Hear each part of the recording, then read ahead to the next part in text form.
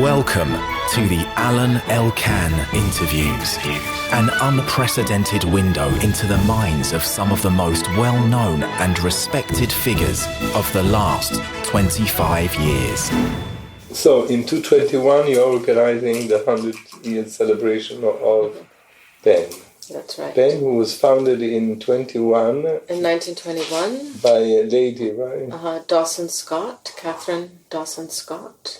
And it was, people think of it as a club and a kind of fraternity, but actually the thing that's exceptional about PEN is that it was a sort of moment of self-examination. It was founded right after the First World War, where writers were sort of examining how they had been themselves instruments in creating xenophobias and hatreds and promoting nationalisms. And so actually it was much more a humanistic idea as opposed to a dinner club. That how could, if there were sort of a network of writers in the world, could we help to create a world of greater peace and understanding? So that's sort of the foundation of PEN. Many writers became members from the beginning, right? Mm-hmm, yeah. Famous ones. Which writers in those days? Well, in those days, there was H.G. Wells, there was Galsworthy was a president also, H.G. Wells was president. And then very quickly other countries began to join. So France joined, in 2022, and Mexico in 23. So another thing that will happen is that, PEN International and English PEN, they were founded at the same time, will become 100 in 2021. But then all these other countries will begin to be celebrating their 100 years. Mm. So it's important. We're doing, books with the Motivon group, a beautiful visual book. But is PEN International like the holding company of all the PENs? Yeah, it's a membership organization. So the members pay dues, and that money comes to PEN International, and we organize the campaigns, and we do, for example, right now we have 10 cases before the European Court of Human Rights. We work close with Jagland, and it's all sort of coming from the top down to the others, to the centers. The PEN Club is also a big lobby, right?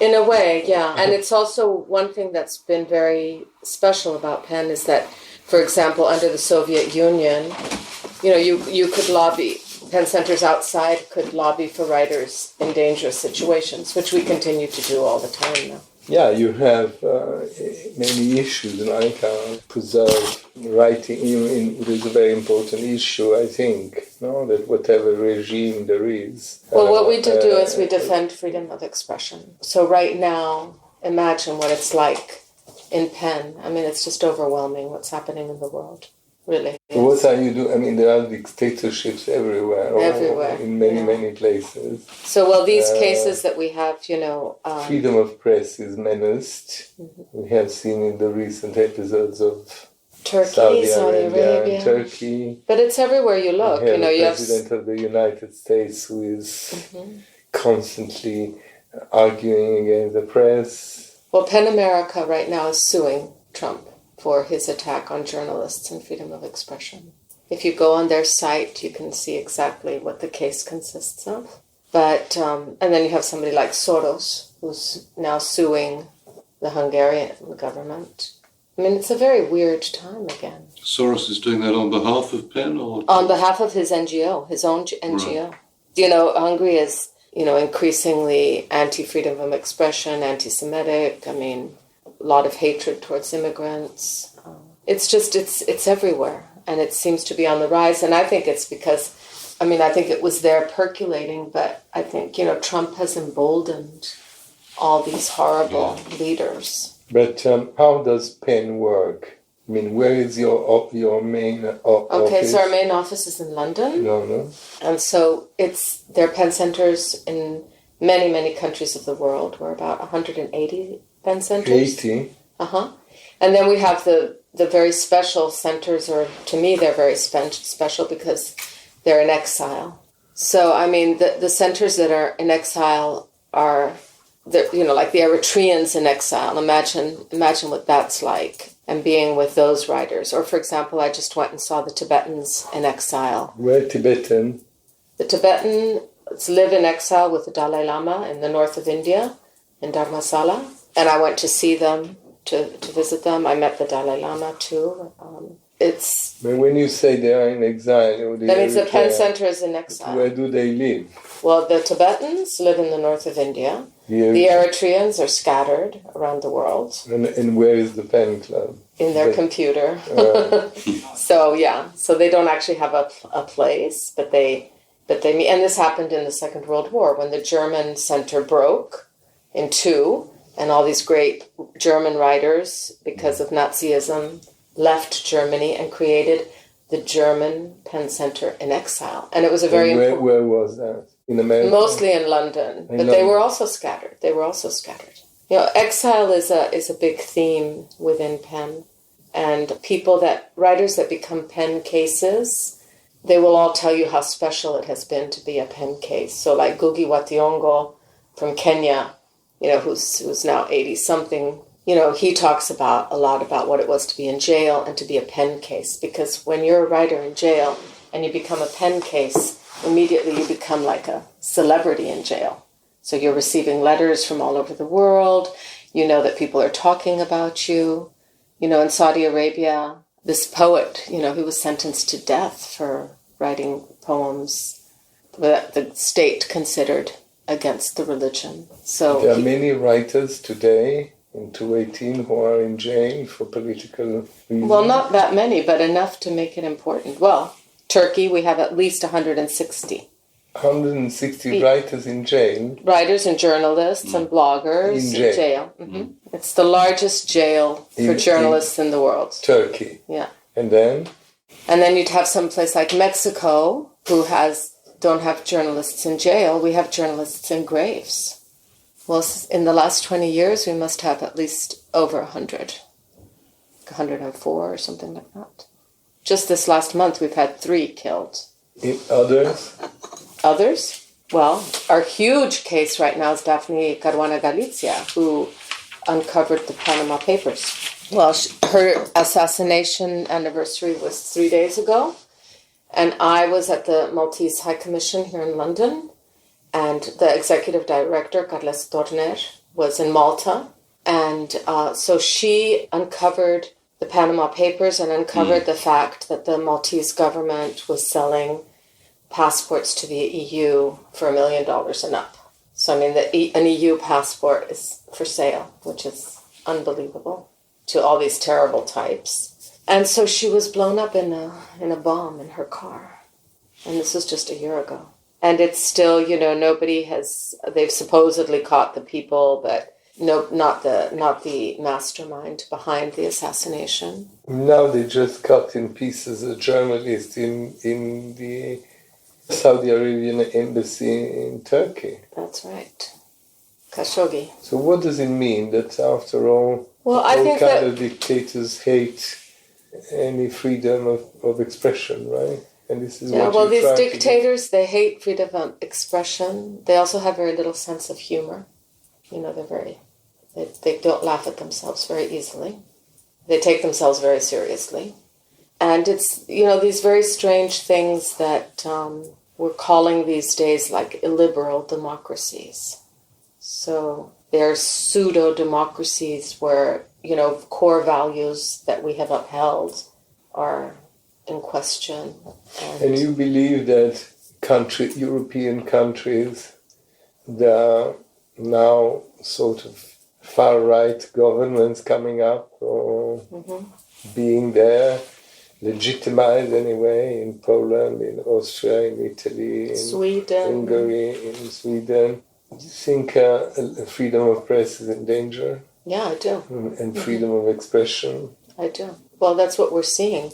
I don't think it's something that I personally believe. I think it's something that's a truth. And so what is Pen Club doing about that? Well, we do many things. We do advocacy work, like before the court, the European Court of Human Rights, and then we also do a lot of work of getting writers out of danger. So we have about 100 cases a year that we study to get writers and journalists at risk out of their situations, and we place them. We work very closely with ICORN, which the International City of Refuge. So we have, I don't know how many around the world now, but many. So we study the cases, and then we recommend. And we do about 100 cases a year of getting writers out of terrible situations. You know? Yeah, but you also do general lobbying in the sense that you gather together and say, you know, we're very worried for Italy, for instance. Yes, of course. Yeah. Of course. And how do you do that? Well, we have a team of lawyers, and we also have a team of lawyers that work pro bono. For example, the Charlie Hebdo lawyers work for us.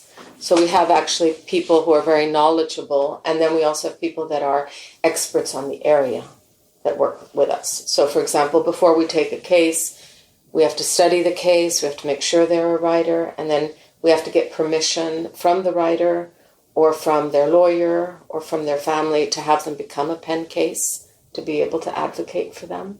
But what we're talking about now, and also writers in jail, we do obviously a lot of work with writers in jail, and that's just one part of the work that PEN does, because the difference between PEN and, let's say, Amnesty International or Article 19 or CPJ or all these other organizations is that we also uphold literature.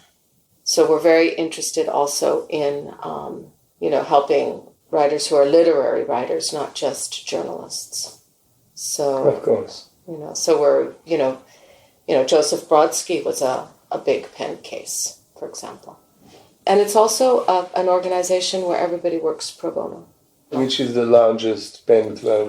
The American Center. The American. Mm-hmm. And there's one pen club or many? In America, there's one.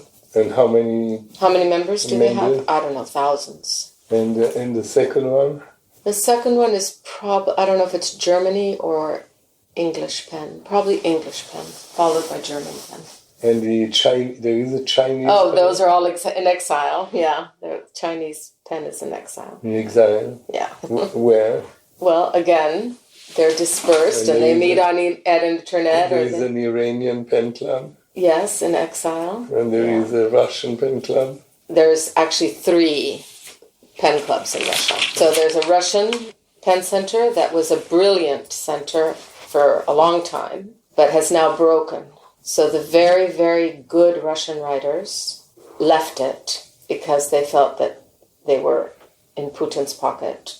And they have formed a new center called Pen Moscow. And it has all the top Russian writers in it. And we also have a St. Petersburg pen. Why? It's a big enough country to sustain. There are more writers in Russia than in any other country. No, it happens. Mexico has 3 centers. Yeah, I mean, the United States did at one time have 2 centers, but they joined. It's not uncommon for a big country. India has 3 centers, and maybe one in Kolkata is opening. Calcutta, yeah. In India? Yeah, there isn't one, but it's going to open soon. But there's one in the south of India, there's one in Mumbai, there's one in Delhi. In which country there are more writers? In a society where literature seems to be less and less central and important. I don't think I have the answer to that question. I don't know which country has more writers. I mean, probably the most literate countries. English-speaking, Northern European countries, the United States. I don't know. France. France has many writers. And, do you think being in the center of an activity that is, after all, a club of writers, do you think that in today's society, writers have still something to say? They have a role? Well, you're talking to the president, so yes, I think they have a huge role to play. I mean, if you look at history, because it's hard to see right now in one's time. People read less. I disagree. I think people read more. We're more literate people in the world than there have ever been. It used to be an elite who would get educated. Women never were educated. We have women that read now, thank goodness. I think we're more readers than ever. Sure, there's competition with all these technologies, but even those technologies, certainly the phone and all of that, require that you read. But the technological book, what is called the e-book. Let's talk about the story. We love stories. Stories are not going to go away. a story. It's so important. And the thing that we sustain in pen and that I sustain as a writer is that books and novels do change society. And we have incredible examples. I mean, Oliver Twist changed labor laws for children. And we don't recall any journalism of that time. Go to France. I mean, Zola changed conditions for miners thanks to Germinal. Or Victor Hugo changed the way we looked at the poor thanks to Les Miserables. I mean, you can't as a woman buy a house and not think of Jane Austen and think of Charlotte Bronte and what they exposed, the cruelty and the lack of protection, that you couldn't even buy a property for yourself, the roof over your head, which is sort of basic, you know. So I do believe that novels can change the world. And To Kill a Mockingbird, I mean, that really put such a spotlight on the problems with racism in the United States. So I do believe in literature as a great force. Salinger, of course. There are books like this. Then there are other kind of books like Ulysses of Joyce, right? Very difficult to read, but there are books. But a very important book, because Ulysses changed the language. way of writing. Yeah, I mean, Ulysses changed. Céline in France, you know, even he had a horrible political record. He changed the way to use French in literature, right? Yeah, that's fantastic. But the figure of the writer is less powerful than it used to be, you know, at the time. I mean, when Zola, as you mentioned, he wrote. I don't know. He wrote J'accuse, you know, the famous. They didn't kill Zola and cut him up into little pieces, did they? I mean, to this day, writers are really threatening and dangerous. They've just killed one in Turkey. Imagine how the danger that prince must have felt to kill him. I think they're still very powerful writers. You know, you take somebody like, who's a big case for us, who's Can Dündar, the Turkish journalist. The other thing I have to say about my life is that every single day I'm in touch, every day, with people who risk their lives, their homeland, their families, their economic safety, to tell the truth. So I live that every day very intensely. So you take somebody like Can Dündar. I mean, he's the Turkish journalist who uncovers the fact that Erdogan is not sending humanitarian aid to Syria. He is sending arms and guns and bombs. And he knows that if he publishes this in the newspaper, his life is over. He knows this, and he does it. He does it anyway. So his son is in exile in London. His wife, they confiscated her passport. She's stuck in Turkey. He's living in exile in Berlin. They've already tried to assassinate him once in Berlin. And, you know, for me, these are heroic people, amazing people. And how come you are yourself, Jennifer Clement, a writer? You started with a book, The Widow, Basquiat's Widow, no? I mean, a book that...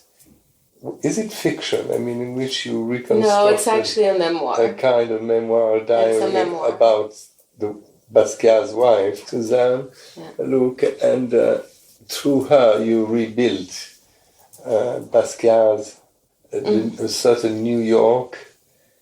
You bring to life people that, you know, we have a beautiful interview in our thing with René Ricard, for instance. Oh, René. I was at his funeral. He's not such a famous person, you know. Well, in the scene, he was very famous. Large world, but I mean, the fact that he's one of the protagonists of your book was quite moving for us. Yeah. So I'll tell you a little bit. I mean, and then you became a writer, a fiction writer. You wrote several novels, and one just published not very long ago. Yeah, Gun Love. It's about guns. Yeah. And so, what did you do? You started a career as a writer, right, yourself? Well, I have always been a writer. When I was 7 years old, I wrote poems.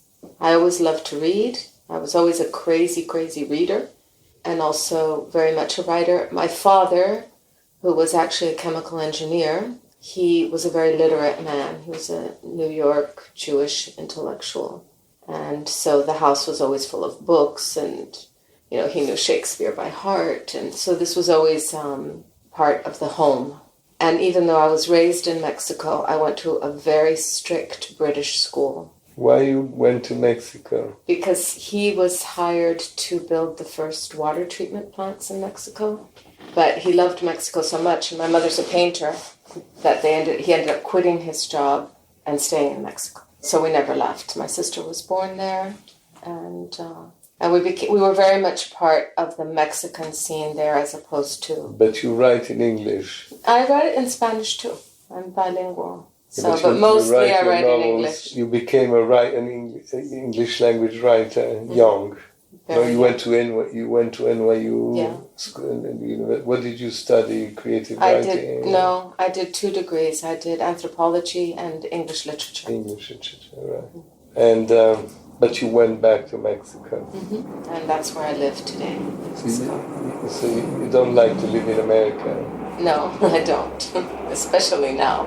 And how do the Mexicans feel about all this tra-la-la, the war, and the immigrants and all this? So I think they actually feel very hurt. I mean, certainly at the beginning they were completely disconcerted, you know, to be called rapists and criminals. You know, there isn't a Mexican who doesn't have a member of their family living in the United States. I mean, it's 2 countries that are completely tied together, deeply tied together. There are fewer Americans that have gone to Mexico, like my parents. There's about 1 million of us. But of course, you know, when I was growing up in Mexico, there were a lot of the Americans from the McCarthy expulsions from the United States. I mean, I don't know if you know who Cedric Belfarge was.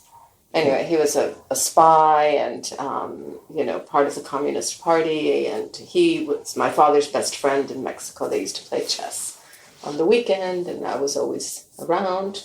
He's sort of a very sort of famous kind of communist spy. So, and the Borisovs lived on our street. They had been sent to Mexico. They were Italian Jews who had to leave the United States because of McCarthy. So, I mean, we moved there in a very kind of interesting moment.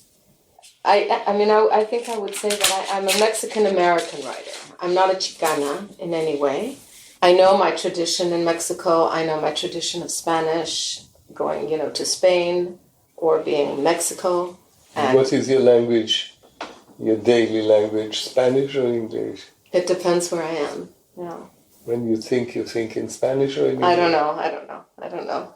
W.S. Merwin, the poet, he wrote this essay about me, and he said, she lives in English, but she dreams in Spanish. That's beautiful. Yeah, it's beautiful. And you have a family, you're married, you have children? I'm divorced. I have 2 children. And they are Spanish or? They're Mexicans. You they were speak born Spanish in Mexico. with them? Yeah. So your family life is in Spanish? It's in both. They went to the same British school. Now with them, it was a bilingual school. When I went, in Mexico, the education system was so bad at that time that if you could afford it, you went either to the British school, the American school, the German school, the Swiss school, the Italian school, there were all these embassies would open their schools, and there would be no Spanish. It would be strictly whatever language. But that's changed now. Now all those schools still exist, but they're bilingual schools. I went to school with Gabriel Garcia Marquez's, and so because everybody who could, sort of the people in intellectuals and artists, they all sent their children to that British school. So his children were like me. I mean, and they're still my friends. They prefer to do everything in English too. How come you became involved and then very active and then in PEN? The president of PEN? Isn't it taking too much time out of your writing? Or? No, I don't write right now. Because you can't do PEN with half a heart. You have to do it with How your long whole... have you been president? Maybe 3 years. 3 years. And I'll be 3 more years. So I'm working on poetry. You just published a novel. Yeah, but I take 7 years to write a novel. So, I mean, it was pretty much written when I became president of PEN. I just had to do a lot of It takes 7 years to write. Well, at least. I mean, the previous one took 10. I'm the kind of writer that writes 30 words and cuts 50. So I'm always going like backward. I can't get ahead. So you wanted to know why PEN. So... No, I wanted to know, yes. I mean, you were just a member and then you got involved. Yeah, I mean, well, just going back to my father was very active in the civil rights movement in the United States. And so, in fact, when the Kennedys came to Mexico, JFK and Jacqueline, the people who received them were my parents, because my father had worked so much in the civil rights movement. So he raised us to feel that, that we had a duty to serve, I guess, in some capacity. So my sister, who lives in New York, she does all this charity work. The New Yorker called her the mention hero of the Lower East Side. And so I got involved in PEN and just really loved it. And then I became the president of Mexico PEN and totally just devoted 3 years to the killing of journalists and managed to change the law in Mexico. This was my big achievement, is that in Mexico, to kill a journalist was a state crime. And we had to get that changed to a federal crime. Because so often it would be people within the government of the state who had maybe killed the journalist. So it was the criminal investigating their own crime. So many organizations had tried to change that law. But the thing about PEN is that if you really need PEN behind you, which is what I needed to go before the Senate and before the lawmakers and make a big case. I mean, the thing about in PEN, you can immediately have all the presidents of all the centers, all the people who have won the Nobels, both the Peace Nobel and the Literature Nobel, the Swedish Academy. I mean, all the sort of great writers will come and create pressure. And there's no other organization that can do that. So that's what happened in Mexico. I sort of called on all that. And you changed the law. Yeah, we changed the law. Who's killing the journalists? Well, mostly on state levels, either mayors or police. It's because what's happening now, not just in Mexico, but it's what we're seeing as a trend, is in these liberal democracies, it suddenly is the journalist that's telling the truth. And so the journalist becomes a very dangerous person. You think also in America, in the United States, the press is in danger, or that the president's menaces, I do think it is. Or it's impossible because of the Constitution? Well, one thing is the Constitution, so it's impossible because of the Constitution. But another thing is the very antagonistic mood that he has created. And actually in the United States right now, and in many places, what is upholding democracy is the press. So it's a very damaging thing to say things like the press is the enemy. I mean, that is corrosive in the society. And so you've seen journalists for the first time, verbally attacked, maybe a little bit. So you have the feeling that PEN, you went there because of a family curse, destiny, to be involved in humanitarian work, right? Your sister in New York, your father one way, and so you followed the family flag or tradition, right, to fight for rights. Therefore, probably PEN at the moment is again, as it has been in moments of crisis, again a very important. That's what you've said is exactly what it is. PEN is the history of crisis. When you look at the history of PEN, it's the history of crisis. It's fascinating. So you now have a heavy task on your shoulders. That's why I said earlier, it's not something I can do halfway. I have to do it fully because there's so much at stake. And what are your moves at the moment? What are you doing? What are you fighting? I mean, U.S. PEN is fighting against Trump at the moment, are involved in this Turkish event, Saudi Arabia Turkish event. And Turkey in general.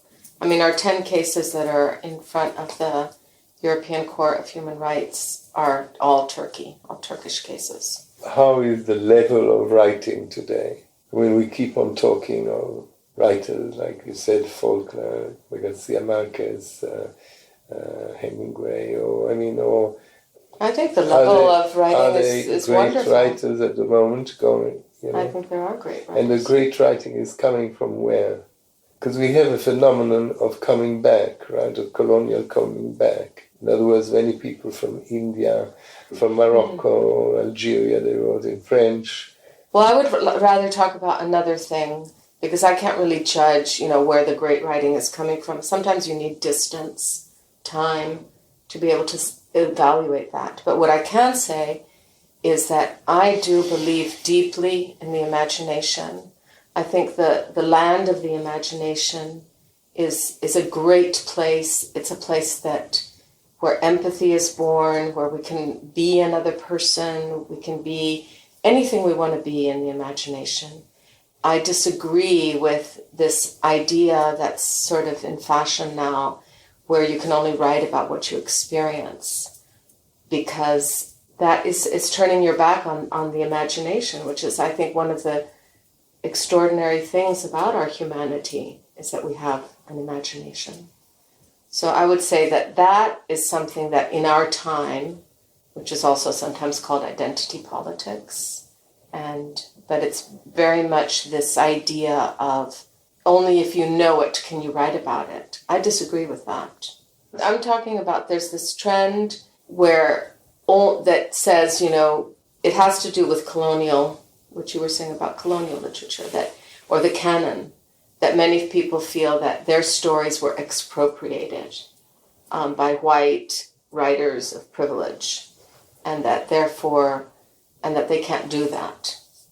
And I'm just saying that I disagree with that. That I believe in the imagination, that in that place one can be everybody. But nowadays a lot of writing is going into these television serials, no? I mean, that are like long novels. People love that nowadays, and they're very good writers. But they loved it with Dickens. Dickens was serialized. But he was a writer. Yeah. Now there are films. Yeah. But I think it's the same attraction. It's like the soap opera. But you're not involved with films, or you are? Well, my books are being made into films, so that will be interesting. Not personally, but the pen is... No, we're not in. But we do have the stage and screen circle, because obviously, Arthur Miller was a president of Penn. I mean, we've had many playwrights be presidents of Penn or be involved in Penn. You have Pinter, you have Arthur Miller, you had writers like Alberto Moravia, exactly. And who else? The well-known writers. Well, in recent times, Mario Vargas Llosa was the president. Per Wastberg, who's the chairman of the Nobel Prize for Literature, he was a president. Who is nominating the president? It's an election. It's completely democratic. You're elected by the whole entire membership. So it's a huge honor. I mean, the whole world elects you. And you campaign? You campaign. You definitely do campaign. I did, yes. So you wanted to be president? Well, I had never even thought about it, to be honest. I hadn't even crossed my mind. I was no longer president of Penn Mexico. I had done that thing of changing the law. And suddenly I was nominated. And I was nominated by Penn Sweden and by Penn South Africa.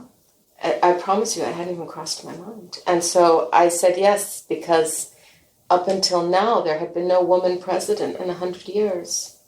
I mean, the founder. Yeah, the founder, but she wasn't a president.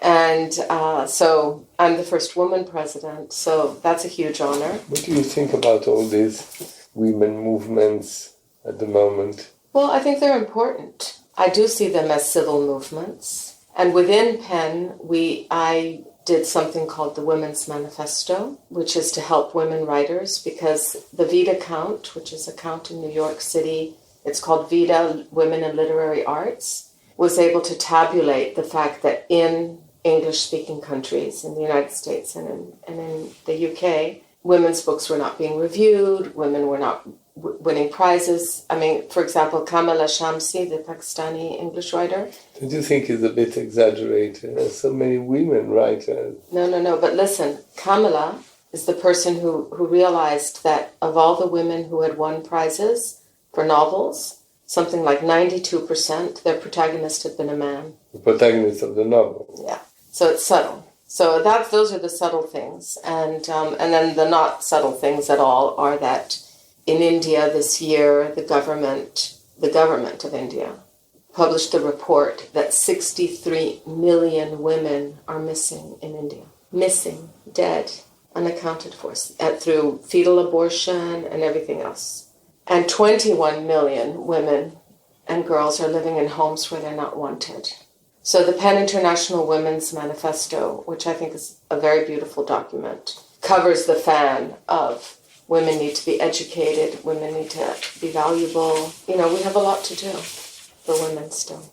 And all this movement that's going on in the United States, this kind of sort of inquisition that is on, do you... Well, I profoundly believe in the law, and I believe that, you're innocent. Well, in that kind of law, not sort of Shia, all these other kinds of law, that I believe that you are innocent until you're proved guilty. And I think that this accusing can be unfair and has been proven to sometimes be unfair. You think it's a little bit too much? It's hard to say because I do see it as a very important social movement. It is important. It has changed completely. It's like smoking. It has changed the behavior. Well, I think people don't know how to behave. Because in countries like Italy or France, so you pay a compliment to a woman in the work, it's almost expected. And it doesn't have an implication. Nowadays in some other countries, you can't even say anything. People I think they're afraid. I think you're right. I think that, hopefully... because, I can speak for myself. I love the dance between men and women, and I love men. And I have a line in one of my novels where it says, living without men is like sleeping without dreams. Can you please write it? I've got it. I think that... if you go in a room, in a hotel room, to see a man of an ambiguous reputation at 11 o'clock at night, what are you going to do there? To play cards, to read books together. I mean, not that I want to accuse anyone, but sometimes we have a tendency in today's world to exaggerate things, right? Yeah, I do think it's a social movement, and in most social movements, the pendulum tends to go way to an exaggeration before it moves back into a center, more reasonable place. But I think historically there's been so much abuse, and it's true there has been, that this movement is exposing a very prevalent problem that has occurred. And it's important that, I think it is an important movement, and we'll see how it changes society. I mean, right now it's changed society in that people are worried. You think that altogether in this world where for the moment, we still have access to a never-seen-before amount of information, right? Click a button and you can know everything. Yeah, I do. Not maybe in a deep way, but at least in a very comfortable way. You can know everything from Eskimese cuisine to the story of the... Yeah, I find Japanese, I do find it problematic. No, what I want to say is that we advance a lot, and we advance in technology. We are almost into the artificial intelligence world, which will be a huge change, and the whole thing has changed. But do you think there is a lot of fear around? Nevertheless, in the world, about all sorts of fears. I think that if you're informed, which I don't think that many people are, obviously not that many people are if you look at the US elections. So if you're informed, I think you are deeply concerned. Be it artificial intelligence, be it the manipulation what Russia has done to the U.S. elections, what perhaps they did to influence Brexit. We just don't know. But the truth is that our last Congress was in Ukraine, in Lviv, and the Congress was regaining truth from propaganda.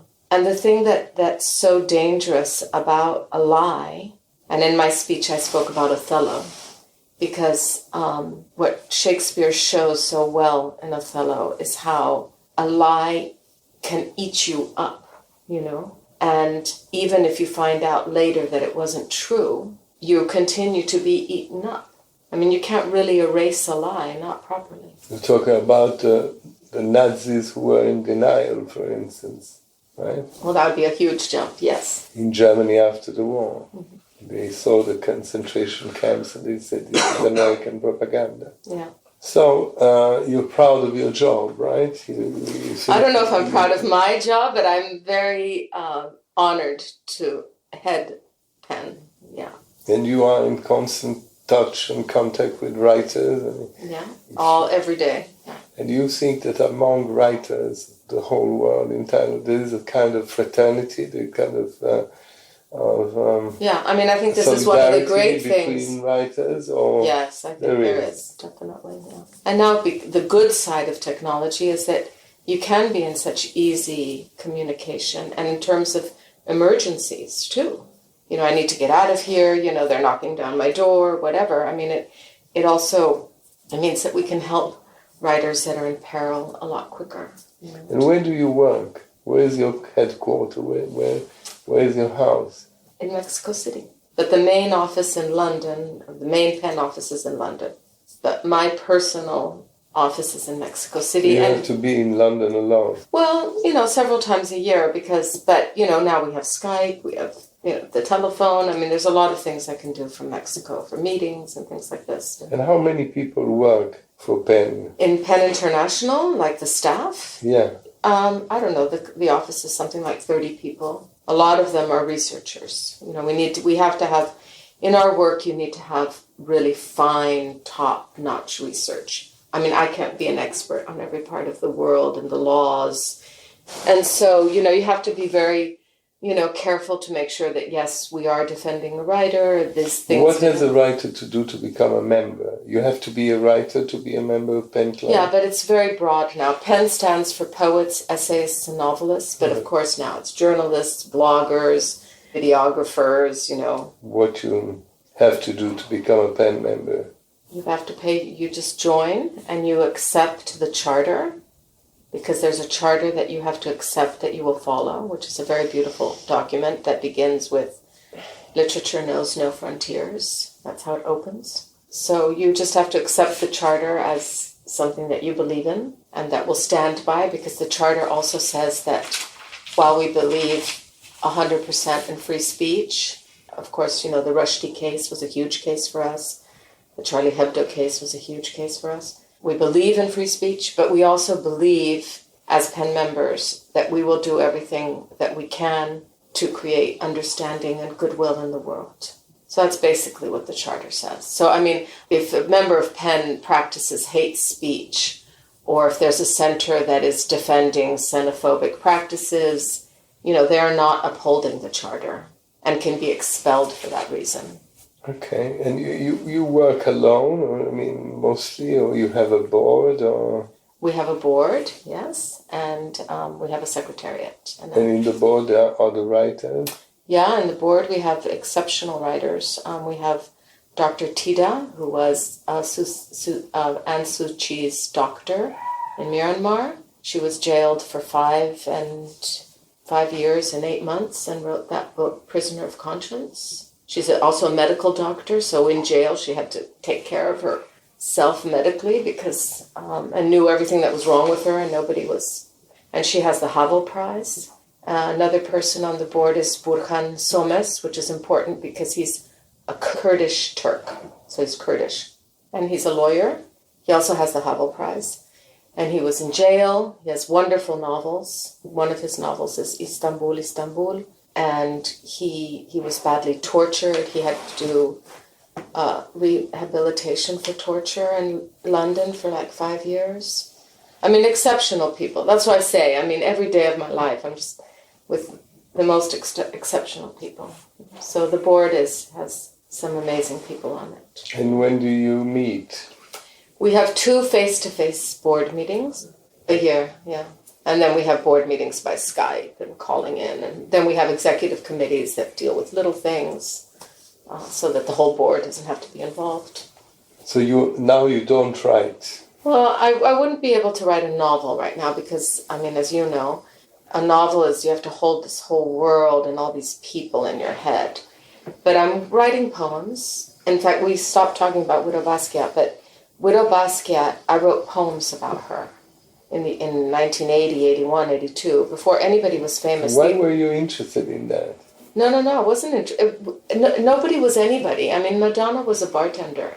You have to realize, Widow Basquiat was written before Jean-Michel became this huge painter he is today. You know, nobody wanted to publish this book. Couldn't get anybody. Everybody was like, Basquiat. Yeah, but why did you do it? Because she's my muse. She's one of my muses. So I had written all these poems about her when I met her, when I was 20 years old. Where did you meet her? We were both waitresses at a Mexican restaurant in New York.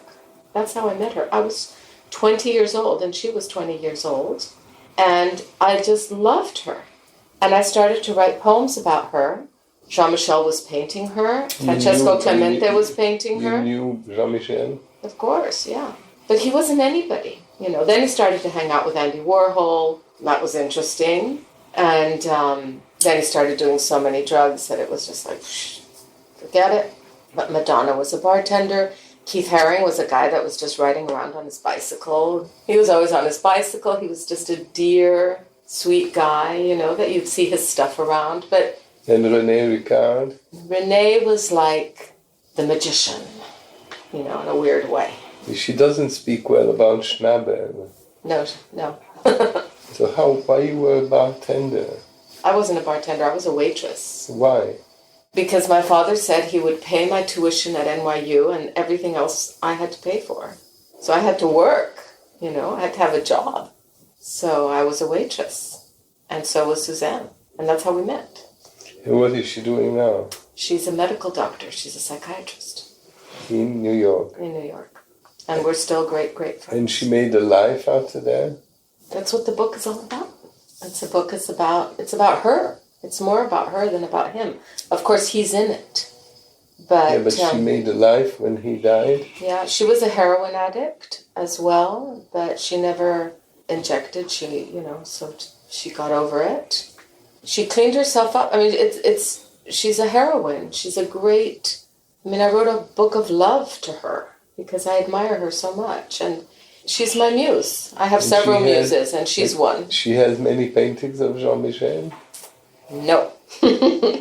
She threw a lot away because she didn't think it was important, you know. She sold a few, but for very little money compared to now. And a whole bunch of drawings and things, she just threw them away. And who are the other muses? Well, I have several muses. I mean, yeah, so she's definitely a muse. And a woman in Mexico, Dr. Suzanne Maluki. Dr. Suzanne Maluki is one of your muses. Yeah, well, I wrote a whole book about her. A woman in Mexico who's now died called Guadalupe. And, you know, in Mexico I was raised by nannies and servants. So a lot of them are sort of muses to me, too. And what is your last novel about? Okay, my last novel is called Gun Love, and it's about guns going to Mexico. It's about the pervasive gun culture of the United States. I've also written journalistic pieces about guns, and I've been to the... You're obviously supportive for guns. Right? Yeah, right, very supportive. 20,000 guns cross every day from America. And the border, the U.S.-Mexican border, on the U.S. side, it's just gun shops, gun shops, gun shops. Hundreds of gun shops. And a study at the University of San Diego in 2007 said that if the guns didn't go to Mexico, and then of course they go into Central America, and they cross to Africa, and they come up to Europe, 47% of all gun dealers would be out of business. That's almost 50% of all the business is going to Mexico. So what you hear in the news is that, that the heroin and the marijuana is going to the United States and the illegal immigrants are going to the United States, but we don't hear about the guns that are going to Mexico. So it's about that. But it's a whole story. Maybe it's a novel? It's a novel. What is in it? Violence, love? No. Yes, a lot of love. There's a lot of love in it and a lot of music. Some critics have said that it's a great, ballad, love ballad. I think it is. Love between whom? There's a lot of different kinds of love. But between Mexicans and Americans? Or? There's that kind of love too, yeah. And between the men and women. And where is it, in Nogales? It begins in this part of Florida, not because Florida is important to me, but because you have to realize that the genocide against the Native American people occurred with guns. So for me, what's very important in gun love is the presence of the Native American Indians. So when they left Florida, when all the colonialists came with their guns, they walked the Trail of Tears out of Florida into the United States, into the deeper United States. So in my book, there are all these spirits and even a Tiresias figure, kind of prophet who's an American Indian.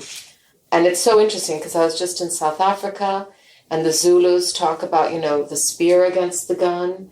And then just a month ago, I was in the middle of India where the tribal people are. And they have tapestries of machete against the rifle. The indigenous people facing guns and rifles, it was tremendous all over the place. Don't seem to live so much in Mexico, right? You travel all the time. Yeah, I live in an airplane, yeah. That's part of the job. Your attitude is soft or tough? Are you angry? How do you answer to that? You send writers in the streets to protest. What do you do? What is the mood? Polite, nice, or tough? How are the writers? I think there are two kinds of writers. There are the kinds that are afraid, and I respect their fear, because also one never knows oneself even if one will be brave or one will be a coward. It's hard to know until you're tested, So in pen, in general, we're dealing with the incredibly brave writers that risk everything for the truth. We are less dealing with writers who in, say, a country like Russia or a country like Hungary or even Turkey who are in the pocket of these dictatorships or just trying to ride the wave and hopefully their situation won't be jeopardized. Let's take another example. You have Matisse, who's painting red fishes during the war. Mm-hmm. And there are painters like Picasso who paints Guernica, right? I'm more involved with the Guernicas of the time. So you think that you have the feeling, because there is a contradiction in what you said. Oh, there is. A little bit. Mm-hmm. You said that you like to preserve fantasy in writing, right? In fiction. So. But listen, can I just say one thing? A fiction writer has to be necessarily a hero or someone who wants to denounce. Not necessarily, but every writer who's been jailed will tell you one of the reasons they survived was thanks to the imagination. But the attitude, the political, let's say, because you are not really political, but you are no, we are completely political, very political. Yeah, you are an association. How do you move? You don't shout you're not La Passionaria, right? Ibaruri, No, I sometimes shout. Yeah, no, I have very strong speeches. I gave a very strong speech about Russia. Well, just denouncing, the lack of freedom of expression, the killing of journalists. You have bodyguards? No. I've had things happen to me, but I don't have bodyguards. Well, the membership is about a third of our economic stability. And then we have grants from SIDA, a Swedish organization, and then lots of small grants, including our Writers' Circle, our Readers' Circle, our Stage and Film Circle, and our Publishers' Circle. So probably a third is the circles, a third is the membership, and the other third is grants. And we have just been given a legacy grant, which is very special, which allows us to have reserves sort of for the first time ever. So in the Office of London, we do have a paid staff.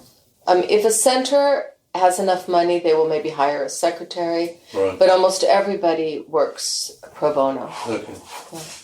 And in fact, when I was with the Dalai Lama, and I thought, what am I going to say to this man? And so the first thing I said to him was, thanks for all the good you do in the world. And then the second thing I said was, you're always talking about how the importance of altruism in the world and how there's so little altruism in the world.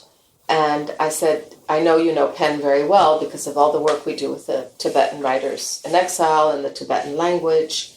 And I said, but I don't know that you know that we are an altruistic group, that we all work through, it's vocational work, more like Médecins Sans Frontières than like Amnesty or something like this. Although there are many volunteers in Amnesty. So I have to say that when I told him that, he held my hand for the next 45 minutes. He got so excited that he didn't know that it was an altruistic organization. So that was very special. Alain Elkann interviews.